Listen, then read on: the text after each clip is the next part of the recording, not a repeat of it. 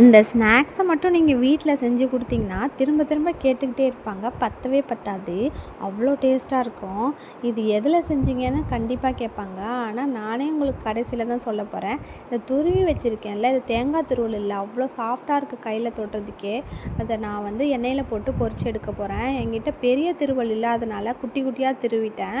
அதனால டேரெக்டாக இல்லாமல் ஒரு ஃபில்டர் போட்டு அரிச்சு எடுத்துக்கிறேன். என்கிட்ட ஜல்லி கரண்டி இல்லை, அதனால் நான் ஃபில்டர் யூஸ் பண்ணிக்கிறேன். நீங்கள் டேரெக்டாக போடணுன்னா பெரிய துருவல் வச்சு துருவிக்கிங்க. துருவி எடுத்துகிட்டு அப்படியே கூட சாப்பிட்லாம். செம்ம டேஸ்ட்டாக இருந்துச்சு. நான் கொஞ்சமாக உப்பு, மிளகாத்தூள், கொஞ்சம் பெருங்காயத்தூள் போட்டு கலந்து கொடுத்தேன். செம்ம டேஸ்ட்டாக இருந்துச்சு. உண்மையிலே சூப்பராக இருந்துச்சு. ட்ரை பண்ணி பாருங்கள். இது என்னென்னா பலாக்கொட்டை தான்.